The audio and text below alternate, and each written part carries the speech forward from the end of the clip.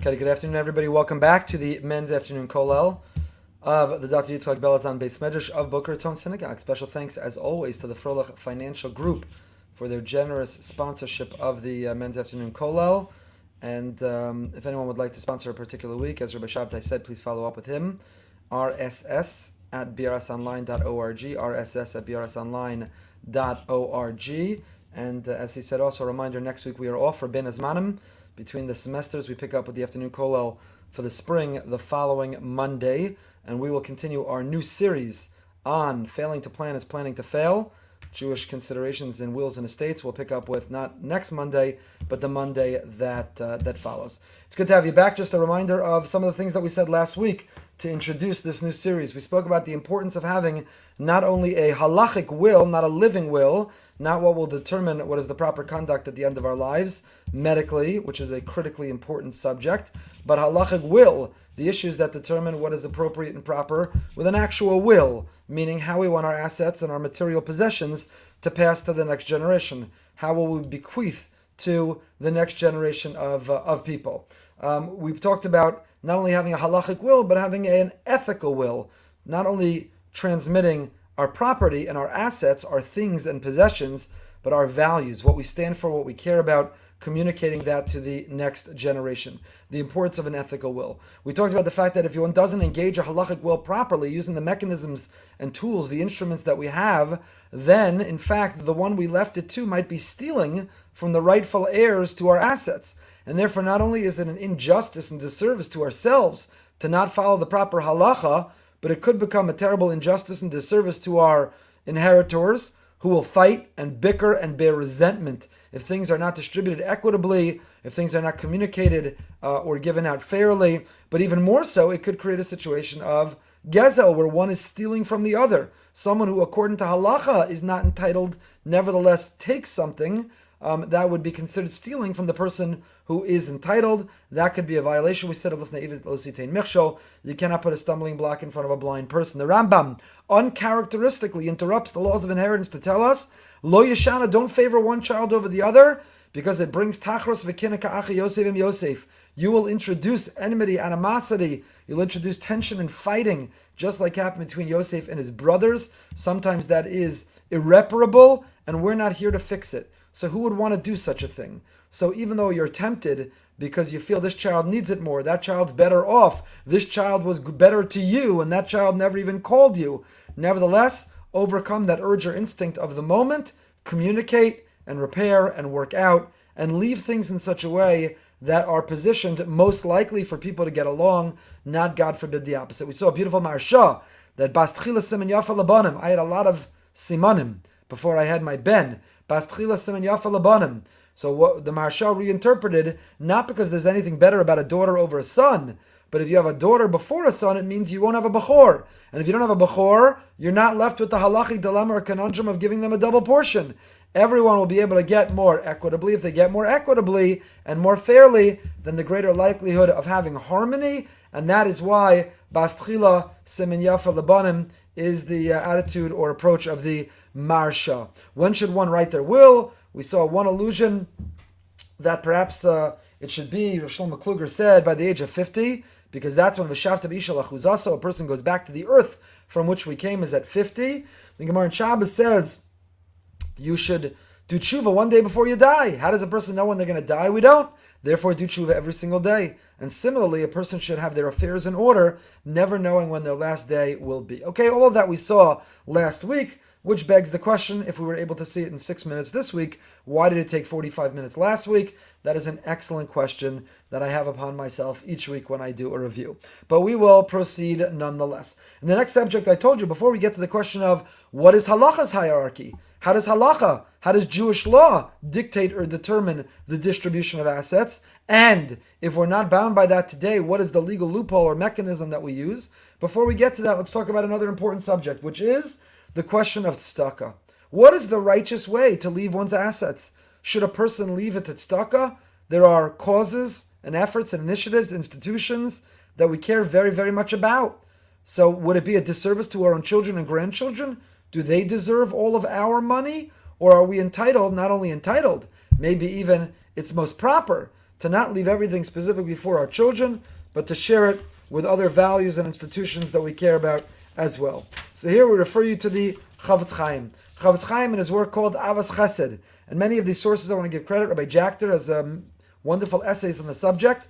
The sources come from the Pischei Choshen, Rabbi Jachter, and lots of other essays. My childhood rabbi, Rabbi Aryeh Weil, of Bnei Yeshur and Tinik, when I was growing up, also has what became a very important essay on the subject of halachic wills, and many others. So some of them point us to this Chavetz Chaim. The Chavetz Chaim in Avas Chesed says the following.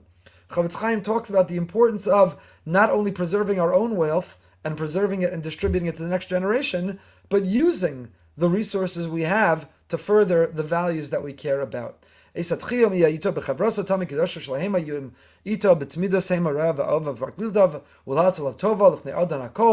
surround ourselves with and what we care about, who are our circles.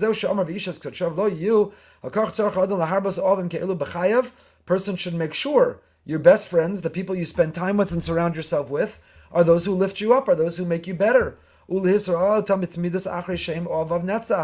And spend time with that. We know that there are the people that we spend time with who bring us down, and there are the people we spend time with who do the opposite. They, in fact, lift us up. Says the Chavetz Chaim, person should be discerning, strategic. Person should be thoughtful and mindful, not simply to be the composite of whoever we happen to hang out with, but to be selective and careful who we hang out with to bring the best out of us. Of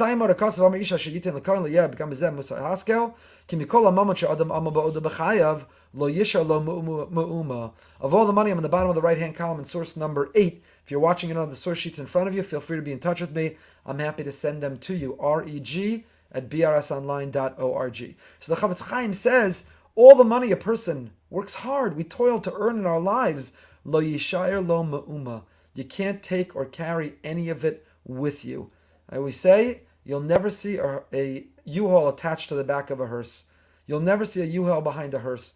All that you collect, doesn't matter how grand or great your art collection, lahavda, your Svarim collection, your baseball collection, your stock and bond collection, your real estate collection, it doesn't matter, your clothing collection, your jewelry collection, whatever you care about, you cannot take it with you. Men who wear a kittel and are buried in their kittel that they wear, the kittel, intentionally and by design, does not have pockets. And the reason a kittel does not have pockets is because you cannot take it with you. There will be nothing left. I'll tell you two quick famous stories. One of a great Jewish magnate, a great Jewish wealthy philanthropist. I forgot who they say this one about. Is it Rockefeller? Not Rockefeller. Who they say this about. Who was once asked, what is your net worth? So he called his secretary and he said, bring me my charity ledger. So the man said, your charity ledger? I asked you your net worth. I didn't ask what you give away to charity. And he said, my net worth, it changes, it fluctuates by the hour, by the minute. It can change radically. In a day, a whole industry can go down. A whole sector can go down. I could lose all my real estate value. Oil can plummet. Tech can plummet. But what I've given away to charity, nobody can take that from me. So if you want to know my net worth is not what I have. Paradoxically, my net worth is what I've given away. Story number one. Story number two is with the Reichmans. Apparently, a famous wealthy Reichman passed away, and he left in his tzava, he left in his will, that he wanted to be buried in a specific pair of socks. So his heirs didn't know what to do. Pair of socks. Jews get buried in tachrichin. Jews get buried in burial shrouds, and we all wear the same ones. And they cannot and must not be fancy. They are all exactly the same, and they're inexpensive, so as not to embarrass someone who can't afford. In death, we're all equal. But what could they do? They wanted to honor this request, this wish. They wanted to honor their father. So they went to poskim and great rabbis at Gedolei Yisrael, and they said, he instructed us to bury him in these socks. What do we do? And the answer was given was, you cannot do it. You cannot do it. Now, the first will said that there was a second will that was meant to be opened and read 30 days after he passed away. So they buried him without those famous socks in his burial shrouds and his tachrichim. 30 days later, he gathered to open the second will, and in the second will it began, and it said, by now you certainly know that no matter how much money a person has in their lifetime, they cannot even so much as take a pair of socks with them into the next world. You've surely learned that no matter how much money, no matter how much one has given, they cannot even take a pair of socks with them into the next world. So the Chavetz Chaim emphasizes, the money we worked hard and we toil and we labor. The Hebrew word, one of the Hebrew words for money, the Talmudic words for money is damav, damim, blood. because the money represents our blood, sweat, and tears. It represents everything we sacrificed and everything it took in order to be able to earn it. But lo yishar lo ma'uma, nothing will be left of it. V'lo lo yeh levasof, you won't have any of it at the end. We won't have any of it of the amount. Rak osana maman asher pizeh Stukka, only the money that you distributed and spread out to Stukka v'chesed, heim osam shuhu shalib be'etzem. That's what really belongs to you. It's the only part that belongs to you. As Chazal say, avosai ganzo otros lamat v'ani ganasti otros lamala. Some try to create storehouses below. They try to amass and accumulate things here. Others amass and accumulate above, meaning with only thing that you can take with you. You know, we say in a Shiva home, a capital of Tehillim, that ends with what became a song, Ki lo b'maso yikach hakol. In your death, you can't take it all. So the Malbim wonders, Ki lo b'maso yikach hakol. In your death, you can't take it all. What do you mean you can't take it all in your death? You can't take any of it in your death. Not lo yikach hakol, lo yikach anything. So listen to what the Malbim says. It's not true. Just like the Chafetz Chaim. Mom says, it's not true that you can't take anything in your death. Lo yikach hakol, you can't take everything. You can't take the flat screen, you can't take the car, you can't take the house, you can't take the stock portfolio. You know what you can take? Your tzedakah, your chesed, and your ma'asim tovim. Ki lo b'moso yikach hakol, lo yirid acharav kivodo. Lo b'moso yikach hakol, says the Malbim. Yikach hakol, you can't take it all, but you can take some. What some can you take? Your tzedakah, your chesed, and your ma'asim tovim. And that's why the Chafetz Chaim says, that which you give away towards a valuable means, that's what really belongs to you. The rest of it you can't take with you. The rest of it you can't take with you. The only thing you can take with you that really belongs to you for eternally, is that which you gave away. Why does the pasuk talk about the Kohen? Because originally all issues of Stukka were with the Kohen. So the Chafetz Chaim endorses furthermore here in Avos HaChesed, he talks about elsewhere in this same parak, he talks about making sure to leave money to tzedakah. Don't just leave it all to the next generation. Help the next generation. Help the next generation well enough that they'll never be needing, but don't help them so much that they never have to work at all. But also take and give to tzedakah. Think about it. What's the whole idea of a bequest? What's the whole idea of leaving one's assets to the future? The idea is that you are using those assets. Money makes the world go round. It is the resource and commodity that you are empowering things with. On the one hand, you want to empower children and grandchildren to lead healthy, happy, comfortable lives, but we also want to empower the values and the institutions that we hold dear. So we have that ability, even after our life, to use our money in that way, i.e. through the giving of tzedakah. The Gemara in Ksubas, source number 9, Ksubas Samach Zayin says, how much can you leave? How should you distribute? Mar Ukva hava anya b'shivusei. Mar Ukva had a poor person in his neighborhood. He used to send 400 zuz. He distributed some money every Erev Yom Kippur. One day he sent the money to the poor person with his son. But Mar Ukva's son returned and said to his father, he doesn't want the money. The poor man turned me around. So Amar Mechazis, so Mar Ukva said, what did you see? What led you to that conclusion that he doesn't want it or need it? So the son said, I saw they were using aged wine, fine wine, in order to bring a pleasant aroma to the house. So Amar Mar Ukva said, Mifana kulehai, is he so pampered? This poor person who I've been supporting, who I've been taking care of, he's bathing in wine. He's got all the money in the world now. Mar Ukva doubled his contribution and sent it off to him. In other words, I read the Gemara wrong. Not he's bathing in wine, he has so much money, but he needs to make his house smell good. He must need even more money. That's how bad his house must smell. So he sent him double the money. When Mar Ukva was dying, Amar Aituli Chush B'nai Tzedakah, bring me my charity records. Ashkach Tavik Sivbe, he found Shivas Alfei Dinari Sa'ankei. He gave 7,000 Senakian dinners. Amar, he said, Zavadai Kalila V'orche Rechikta, my provisions are light and the way is long. Kam Bazbeze Lepalge Mamona. He went and he took half of his assets and he gave it to charity. In other words, he says, my provisions are light and the way is long. Where I'm going, I don't need this money. So he's realized on his deathbed, I have all this money, 50%, half his money. So Bill Gates and Warren Buffett, the giving pledge, They're so excited they introduced the idea of giving away half your money. 2,000 years earlier, Marukva beat them to it. The giving pledge already traces itself back to Ksuba Samach Zayin. Marukva already announced the giving pledge, half of his assets, already back in the time of the Gemara. But the Gemara wonders, Heicha Avarachi, how is he allowed to do that? Hamar Rabbi Loi. Be'usha Iskinu, in Usha, which was a city, they had several enactments, several rules or laws, and one of them was that when you give charity, you're not allowed to give more than 20% to charity. A chomesh is a fifth, which is 20%. Now we know we're supposed to give 10% to charity. Why do we give 10% to charity? HaKadosh Baruch Hu, the Almighty, is the senior partner in every deal that we do. He says, you keep 9, I want 1, and I don't even want the 1. You keep 90%.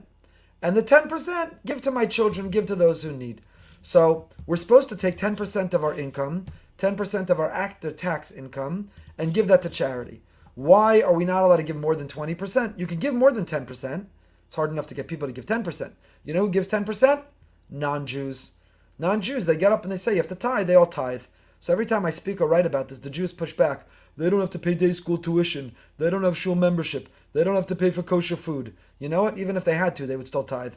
They would still tithe. It's in their culture. Halavai, it should be in ours. This is just my editorial side comment. If the Jewish people would really give 10% of their after-tax income away to charity, we could solve a lot of the crises that we have. Halavai, we gave the 10%. So the halacha says 10% after-tax income. You can do more if you want to. Mori V'Rabbi Rav Shechter mentions he gives more than 10%, much more than 10%. But the Gemara says in Usha, they established, don't give more than 20%. Why would they establish that, not to give more than 20%?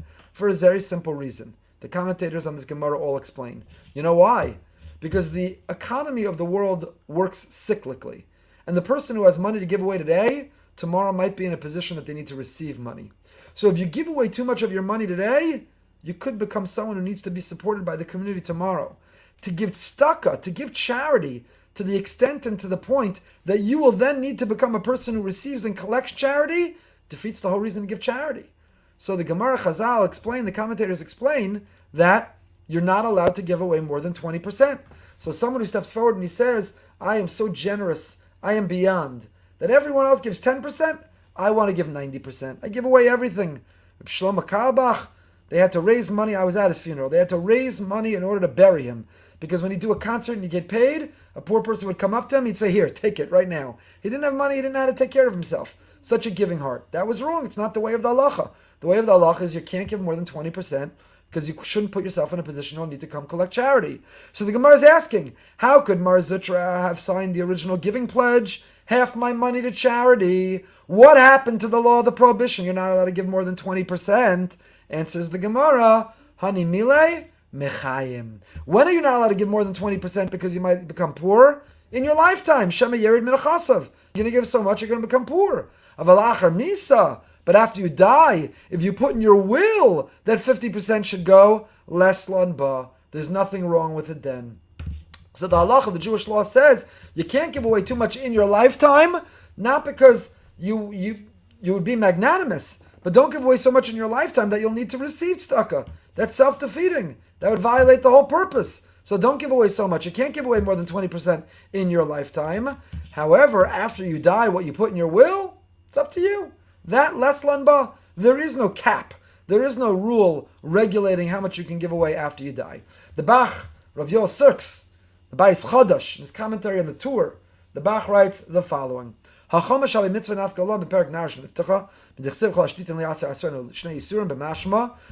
of a chomesh of 20%, where does it come from? He derives it from the psukim. Skip down now to the underline. Why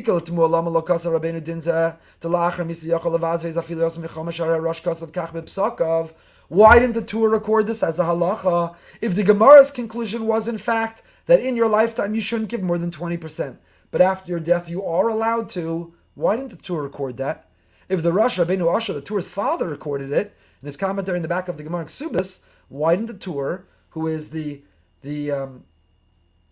what's the word I'm looking for? Comes before the Shulchan Aruch, who is the predecessor of the Shulchan Aruch, why doesn't he record this halacha that after your death you are allowed to give 20%? After the time came into In Shilu Davar, Shari Marukva Bizbeis Lapalgad Denachse Balakalamelef Minei Nami, the Palgashari Tfeilo. The Dilma Filu Tveinami. El Dekem to you of a Mavaz Bechayev Chomesh Menachosov, Lekach Lo Mavaz Mosov Ki and Palga Vasulo. Aval Acher, the Enu Mavazes, Bechayev Chomesh Menachosov, Ish Lavaz Filu Tvei Miflaga. Or Inami Ikal Mem or Ipcha, Davka Maruk Vashayo de Dominich Lazaro, Bracha Achar of Usherav, Aval Acher, Ein Lavazes, Palga Vlugrum Yoshov, Shiodim Menachsayim. Says the Bach, you know what the answer is? Maybe only applies to Marukva. Why? What did Marukva have? So I got my new 2 tickets right here. Powerball, Wednesday night. Powerball Wednesday night. Let's see. 730 million. Powerball Wednesday night. I got Mega Millions Wednesday night.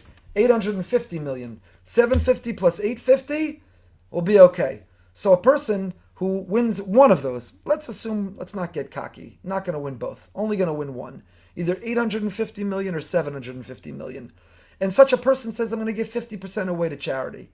So are they doing a disservice to their children? The children and children's children and children's children's children will have enough to be taken care of for the rest of their lifetimes. However, if a person dies with $1,000 in the bank and they give 50% at Stukka, the children are going to say, I couldn't even go out to dinner for your shloshim. I couldn't even put up the matzeva with what you left me. That's what you left me and you gave 50% at Stukka?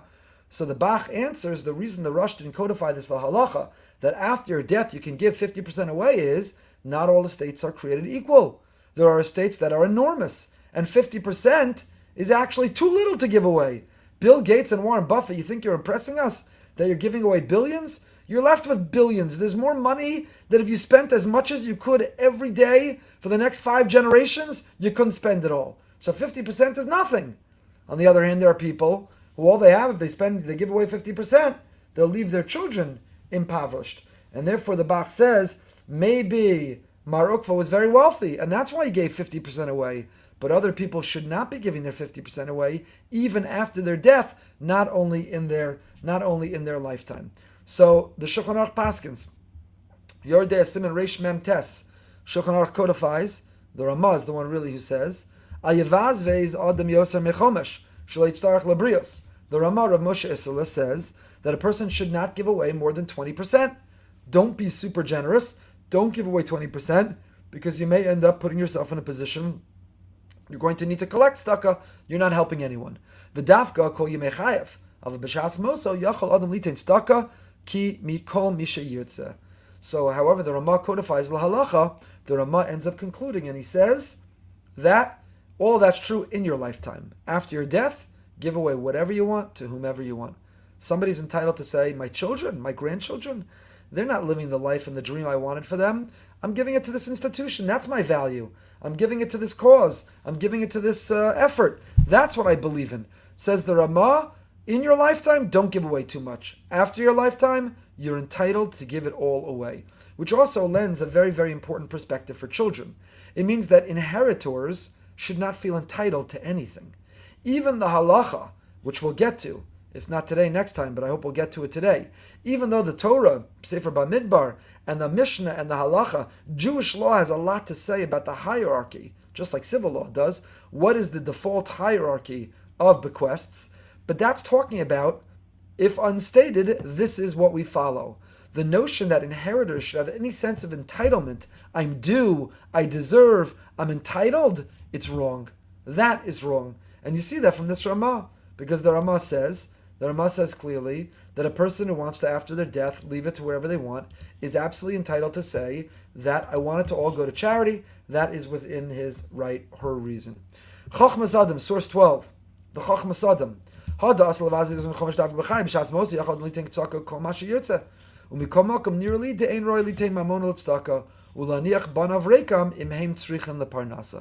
Chachmas Adam qualifies what we just said. And the Chachmas Adam says, yeah, you're entitled to give it all away, but that's not so nice. To leave your children in a way that they're not getting a little boost, a little help, they're not getting a little support, they're not being able to make the simchas and pay for the education and retire themselves, it's not so nice. If you have the wherewithal to both give to Stukka and to help them, that's the more proper thing to do. Imhem tzrichim the parnasa. If you're helping them. Most people got a little help from their parents when they passed away, so you pay it forward and you pass it on to the next generation to help the next generation, all else being equal as well, assuming not that children have done something radically inappropriate, to forfeit their right to inherit. But all else being equal, many have benefited themselves. They pay it forward to the next generation in order to help the next generation. So the Chachmas Adam says, true. The Ramah wrote, if the person wants to give it all away, you're entitled to give it all away. The next generation is not entitled to anything. Yet, the nice thing to do is to help them out. And he continues, Achshav Matzasi b'Shiltus Rabbi Chai. I found in the commentary of Rabbi Chai Gon in Parshas Kisisa also about this, the difference between life and in death, and he concludes the underline. V'kasav Shema Gon Rabbi Shai Berlin ilu ra Ramah divrei Shiltus vadai hayakosev kain. The Ramah who said that you can give it all away if you want, he says, had the Ramah seen the opinion of Rabbi Chai Gon, had he seen the opinion of Rabbi Chai Gon that a person shouldn't give away too much more than half, then the Ramah would not have said you could give it all away. You should be more strategic in what you give away. Okay. The Aruch HaShulchan. We talk so much about Shalom Bias. Yes. Should that be a consideration in a will, halachically? Absolutely. It's an enormous consideration. We saw the Rambam quoted that, and we'll see more people quote that. 100% it should. Because what is the point of leaving your family things if they can't even talk together, talk to one another, or be united together? What's the point of all those material possessions and things if they're not going to function as a family? So of course, a person has to be very mindful of the impact of what they leave to the next generation. I know somebody, not in our shul, whose parent passed away, extraordinarily wealthy. I don't know if they were a billionaire. If they weren't, they were close. And this son, who had a very roller coaster life, it did not serve this particular son well to have grown up in the lap of luxury, and he got mixed in with drugs and all kinds of other things, squandered money. The money got him in a lot of trouble. So the father, understanding that about the son, set up when he passed away, but the son didn't know it until his father passed away, there was a trust. And the trust enabled the son to benefit from an annual allotment from the trust, the annual income of the trust. He could not touch the principle of the trust. And again, this is not a member of the Boca Raton Synagogue or even someone here in Boca, but somebody I know. And I had to spend a lot of time comforting him when his father passed away, not because his father was gone, but he could not believe. Now, again, the trust might have been $20 million. He was getting an enormous payout every year. But his siblings and his stepmother inherited outright hundreds of millions of dollars, and he would not have to worry about anything the rest of his life. And his father set it up, in fact, to protect him. There's nothing he could do to mess it up. There was no yacht, and there was no jet, and there was nothing investment he could do to ruin it. The father did the best thing in the world for him, but he didn't feel that. He felt that his father's distrust. He felt that his father didn't have faith in him, which he, based on his own history, should not have had faith in him, and therefore he was devastated. You can only imagine somebody, halavai, everyone should be so devastated to have a trust, a $20 million trust left for them. Halavai, such a nisayon, such a test and a devastation everyone should experience. Why am I saying that? Because in that case, the father did what he thought was best for his son, but he had never communicated that. And it was very difficult for the son after the father's lifetime. So yeah, there's an awesome responsibility in thinking about wills and estates, not just legally, but also halachically, the Jewish law, also in terms of Ezu Chacham Aroas Anolad, who's a smart person, somebody who is able to anticipate and see the future. You know, how will children react to that access to that wealth differently? Will they be responsible? Will they squander it? Will they become lazy, or will they be ambitious? What will they do with it? There's an awesome responsibility in what we do at whatever level, whether we're talking about large amounts or even modest amounts. But those modest amounts can also divide families. Those modest amounts can also tremendously negatively divide families, and therefore Shalom Bias, maintaining peace and harmony within the family when it's over, is something which is important. The last word on this section, which is the role of leaving to charity within one's will, is the Aruch HaShulchan, source 13. Rav Yechiel Michal Epstein, the Aruch HaShulchan. And he writes the following. He says, Hatam Pashat Shaliyaver Harbe Nachlam Yayorshim Vad Mechza Yochol Achalek Stukka Tezeu Kacholik Yorshav Mechzel and Shmasa Umechzel Yorshav. Very interesting perspective. The Aruch HaShulchan says, don't give away more than half the tzedakah. Because if you do that, what you're doing is you're saying, half of it, I want to go to tzedakah. And what is it when one gives it to tzedakah? They're really giving it to themselves. When you give it to tzedakah, we just established you can take it with you.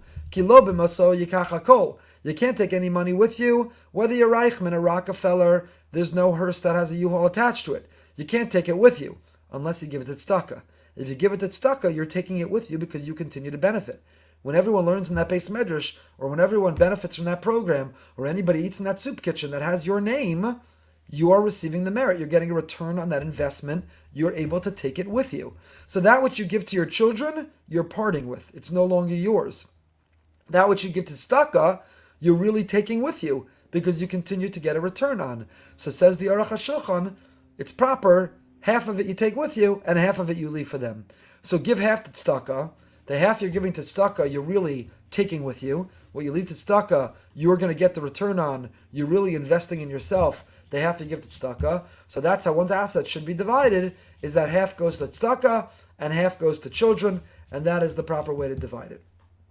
Okay, so we talked about a tzava, an ethical will. We talked about the role of Shalom Bias, peace and harmony. We talked about the importance of being mindful and intentional with how we do this. Don't neglect having a will, whether you need to do it from the time you get married, or when you have your first child, or when you reach 50 years old, or you should get it done because you never know which day is your last day on earth. Don't neglect having a will, an ethical will, a halachic living will, and a will. And one of the considerations in crafting the will, one consideration is Shalom Bias, what will preserve harmony. Another consideration is charity and Stukka, because that is the only way that you can take things with you. Otherwise, you can't take anything with you. The only thing you can take with you is what you give away. And now, which is the main topic, which we'll get started today. We'll see how far we get. And the main topic is, what is the Torah's expectation about the way that money is meant to be distributed? And if we don't want to follow the Torah's hierarchy or directive, what are the options or alternatives we have in order to circumvent it? So the Torah in Bamidbar Perach of Zion, Numbers chapter 27, says the following. It's all in the context of the story of Benot Tzlafchad. Vayomer Hashem al Moshe lemor, God said to Moshe, saying, Kain Benot Tzlafchad dovros, nasonti tein lehem achuzas nachal b'soch achei aveim. The daughters of Tzlafchad speak properly. What happened? Tzlafchad had only daughters, and their father Tzlafchad passed away. In fact, we have a tradition, he was the Makoshish Eitzim. The reason he passed away is he was the one who was gathering the wood on Shabbos, and he was the one who took that hit, so the Jewish people would understand just how severe Shabbos, the laws of Shabbos are. Anyway, Tzlafchad dies, and his daughters say, it's not fair to us. This is one of the several questions in the Torah that were posed to Moshe Rabbeinu, and Moshe said, I don't know the halacha. Rav Kuperman, Zatzal of Mechlala, wrote a whole book about the times that Moshe didn't know the halacha, and he had to turn to God. This is one of them. So he turns to God. Tzlafchad, the daughters of Tzlafchad said, it's not fair to us. Why don't we stand to inherit just because we're not boys? So Moshe looks into it, and he comes back and he says, they're right. The daughters of Tzlafchad are right. Nasonti tein lehem achuzas nachala, give them a possession of inheritance, besoch achei aviem, among the brothers of their father. Va'avarte es nachlas aviem lehem, and cause the inheritance of their father to pass over to them. B'nai Yisrael to daber le'mor, and speak to the Jewish people, and tell them this is the law. Ish ki yamus, if a person passes away, if they expire, ubein ein lo, they don't have a son, v'havartem es nachalaso libito. So the rule is, the first one who inherits, a son. If there's no son, a daughter. And bein lo bas, if there's no daughter, unisatem es nachalaso le'echav, siblings, brothers. And bein lo achim, unisatem es nachalaso le'achei aviv, to the uncles. And bein achim la'aviv, unisatem es nachalaso le'sheira karov elav min mishvachto. If then you've run out of all those options, it's whoever is the closest relative. V'yarashasa. Now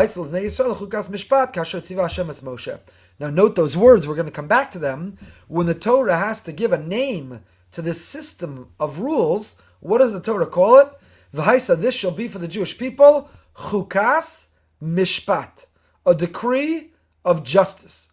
Mishpat is justice, a chuk is a decree. This is a decree of justice. These are important words, we're going to come back to them. Chukas mishpat. This system of laws of inheritance, they're not random, they're not negotiable or flexible. These are the rules of the Torah, and they are binding as a chukas mishpat, as a decree of justice. Shulchan Aruch in Hilchos Nachalos, Reish Ayin Vav, the Code of Jewish Law of Yosef Karo, goes through these laws, and he says them, we'll start to look at them a little bit inside. Seder Nachalos Kach, here's the rules. You ready? Now again, this is the rule of the Torah. This is what Jewish law demands. It will not meet the needs of most contemporary families. it wouldn't meet your needs or mine, this prescription is not likely to leave harmony among our families. And yet, this is the Torah's rules, and there are reasons for it. And here it is. Mishemes, a person who passes away, beno yorsho. His son inherits. Lo nimtza ben, rom yesh ben, lezera, ben zachar ben nekeva, ad sof kol adoros. So a person passes away, who inherits them? The son. If there is no son, you go to the generation below. Is there a grandson or granddaughter? In other words, the first line goes down. You pass away, you go down in line. Son, grandson, granddaughter, great-grandson, great-granddaughter. That's the first direction that you go in. Okay? Atzov kol doros, omid bimkomo. V'yorish hakol, they get everything. Lo nimtza zera leben. You don't have a son, and you don't have any offspring continuity from a son. Im yesh labas, the next thing is, do you have a daughter? Tirashena, then your daughter gets. Lo nimtza lobas. If you don't have a daughter, im yesh lazera ben zachar ben nekeva atzov kol adoros yorish hakol. Then again, you go down, not through a son. If you don't have a son or any succession from the son, then you go to the daughter and any succession from the daughter. Lo nimtza lazera tachse hayirusha la'av shomes. If there is nobody's daughter or offspring of a daughter, then you kick upstairs to the father of the deceased. Imein aviv, if there's no father of the deceased, tachso lazaro shehein achi hames. It goes to the brothers of the deceased. Im yesh lo ach yorshakol, you have a brother to get everything. Lo nimtza lo ach. So now a person dies. They don't have a son or any grandchildren. They don't have a daughter or any grandchildren through the daughter. They don't have a father, and they don't have a brother. Then you see whether your brother, do you have any nephews or nieces? Or great nephews or great nieces? Then you go to your sister. And then you check whether you have any great nephews through the nephews or great nephews through your aunt. Then you go another generation upstairs to the grandparent level. You go to now uncles, and so on and so forth. As you can see, it is somewhat complicated what the order of succession is. If you die and no son, you cause the inheritance through the daughter. No daughter, through the brothers. No brothers, to the father's brothers. Father has no brothers, then to the relative who's closest to him. That is what the Torah says. The Mishnah elaborates on this a little bit more, which is what the Shulchan Aruch that we just read. A grandchild, the son of a son, has priority over a daughter. How would that play out? Imagine you leave nothing to your daughter, but everything to your son's children. If a person dies with no living son, it passes to any of the deceased son's lineal male descendants. Grandsons or great-grandsons of the deceased, and only if they don't have then, to a daughter. Sons have first priority. If there's no sons, then you go through the daughter, and again upstairs through the father, and then sideways through the uncles of the father. Very, very complicated in halacha. And the Shulchan Aruch goes on, even more complications. Misha meis v'iniach bas ubas haben, afilu bas haben, atsof kamadoros. I don't suggest you study this without a pen and paper. You really need to make some charts and lay it out to understand the whole hierarchy of what the Torah expectation is about how things are given out. So now, does that work for anybody? If I have to ask any of you, is that what your will looks like? I don't think there's anyone who's listening right now. I doubt there's anyone who's alive right now who went to their estate lawyer and said, here's how I'd like it to look. My son, and through male line, only then a daughter, only then a father, only then a son. Nobody has this. So how do we avoid it? This is the halacha. But let's complicate it even further. Because not only is that the hierarchy, we have another variable or factor which complicates it even further, which is the following. In source 16, the Torah tells us, Es ha-bachor ben asnua yakir lases lo pishnayim b'chol asher yimatze lo ki ureshis ono lo mishpat ha-bechora. A firstborn son gets what's called pishnayim. A firstborn son gets a double portion. So again, if a person leaves 3 children, 3 sons, you divide your assets in 4, the oldest son gets 2, and then each of the other sons get 1 quarter. So if a person has 3 sons, you divide in 4, the oldest son is getting a double portion, essentially 50%. and the other sons get 25% each. That's the halacha. That's the Torah. That's God's will for us, is that the oldest son gets a double portion. Now you can appreciate the Maharsha. When the Maharsha said, Bas tchila simen yafa labanim, you're better off if you have a daughter first, because nobody's getting the double portion. You won't create any fighting in the family. But if you have a son first, the son gets a double portion. Now, the Mishnah qualifies it in a few ways. First of all, it says, the Mishnah in Bechoros, the firstborn son gets a double share in the father's estate. Only in the father's estate, but not the mother's estate. He doesn't get a double portion in the improvements that are made to the estate after the father's death. So in other words, let's say the father dies on January 18th. On January 19th, the stock that the father owned goes up incredibly, or the real estate the father owned goes up in value. You don't get any improvements. Or there was an improvement done to the Kiddush cup or the painting of the father. The Bechor doesn't get a double portion in improvements. V'lo baroi kivamuchzak. The Bechor doesn't get a double portion in that which is prospective, only in that which is actually possessed. In other words, if the father has $1,000 in the bank, the firstborn son gets a double portion of that $1,000. But if the father had a debt owed to him, the father had outstanding debt owed to him, then the Bechor, the firstborn son, does not get a double portion in the outstanding debt. How do you view a bank account? We'll start with this probably next time. It's a big machlokas. How do you view the father's money in the bank? Is that roi or muchzak? Muchzak means the father holds on to it. It's in the safe in the father's, it's under his mattress. It's stuck in between his svarim. The father had liquid money. So the Bechor, the firstborn son, gets a double portion of the liquid money. How do you view money in the bank? Is that like liquid money? Or is that like ra'ui, that essentially when you have money in the bank owes you the money, but it's not liquid. It's not in your possession. Similarly, you could have a similar question. How do you view a government bond? Is a government bond liquid? Is it considered muchzak? Are you owning it in real time? Or is it a prospective asset that you're entitled to, like a debt that you will receive, but you don't own it right now? We'll see some tshuvas next time to go through that question. V'lo ha'isha b'ksuva, a woman doesn't take assets for payment of a ksuva, l'banos v'seim, and so on and so forth, from roya and from muchzak. By the way, another notion is a child, a firstborn son, but who's born through cesarean section, through a C-section, doesn't get a double portion, because they're not a Bechor. There's no Pidyon Haben. To be a Bechor, to qualify Pidyon Haben, you have to be a firstborn son who is born naturally, maybe even conceived naturally. It's a question whether if you're conceived through IVF, would you have the status of Bechor?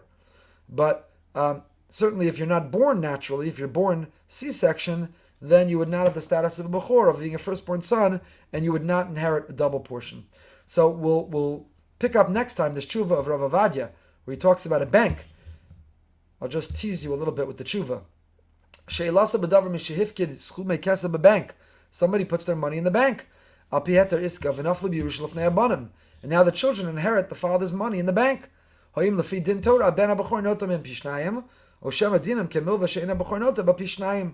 Do you view the money in the bank as the father's real money, and therefore the firstborn son gets the double portion? Or do you view it as a loan? In other words, why does a bank pay you interest on your money? Very little interest today, but interest on your money. Because the bank can use your money and make money with your money. So you're essentially lending the bank money. True, you can go withdraw your money, but until you withdraw your money, you've lent the bank money, which they're making money on your money. That's why they're willing to pay you interest. So wonders Rav Avadia, when a man dies and his money was in the bank, do you view it that the father had his money and the firstborn gets double portion? Or do you view it as the father lent the bank money and therefore it's only the status as ra'ui, and therefore the elder son does not get a double portion? We'll pick up with this next time, and we'll also get into the much bigger question of, let's say someone doesn't want to follow this hierarchy. We saw the Torah, and we saw the Mishnah, the Shulchan Aruch, through the son, and only through the linear descendants of the son, only then through a daughter. What if you don't want to follow that? What are the options available to the person who doesn't want to follow that? We'll pick up with that not next week, Ben Azmanim, or off. We'll pick up with it with the week after. Please stay tuned for the afternoon kollel, the great, the one and only Rabbi Shaket. Have a fantastic day.